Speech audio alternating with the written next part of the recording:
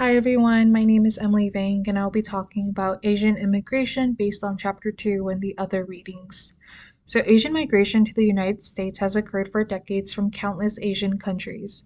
The earliest wave of Asian immigrants came in the late 1800s. It brought about Chinese and Japanese men.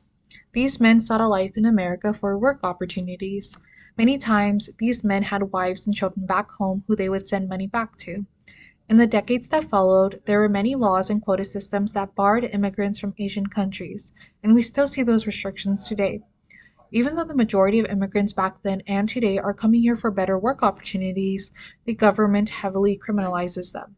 Back in the late 1800s and early 1900s, the sentiment against Chinese and Japanese laborers were largely fueled by government propaganda that these immigrants were stealing the jobs of white men. This blatant lie is meant to keep the working class from gaining class consciousness. It has worked so effectively that this propaganda is still being spewed today. Immigrants are blamed for economic failures, allowing the government to continue spending billions of dollars on the Department of Defense and new ballrooms.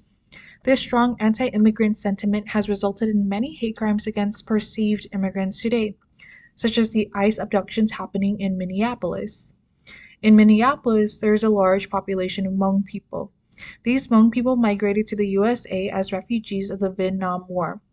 Despite the countless Hmong veterans, nurses, and families that were physically and mentally scarred from being forced into a war by the CIA, American politicians are continuing to carry on this government sanctioned attack on the Hmong people. In the study Hmong Survivors Second Wave, published by Lee in 2020, it is explained that Hmong people had to flee because they were being persecuted by several ethnic groups such as the Vietnamese, Laotians, and Thais. Many of the interviewees shared horror stories as they tried to navigate towards a safe haven for themselves and loved ones. One in particular that struck me was the interviewee explaining how they were thrown in a pigsty after being tricked by some Thai people who claimed that they could help these Hmong people to a safe place. This is just one of the thousands of stories of survival from the Hmong people, and it connects back to Chapter 2 because it demonstrates the sheer horror of USA-backed war and its effects on those that reside in the war zones.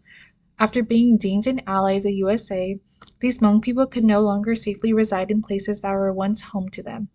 This interviewee's experience shows just how necessary it is for countries such as the USA to offer sanctity for these individuals. Moreover, it just shows how ignorant anti-immigrant beliefs are.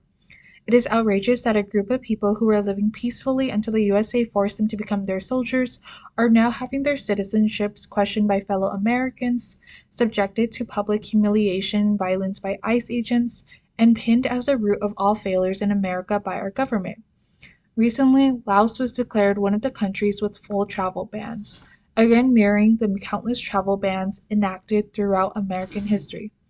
Like the Immigration Act of 1924, the travel ban on Laos sends a clear message from the American government. People from Laos are not welcome, but European immigrants are.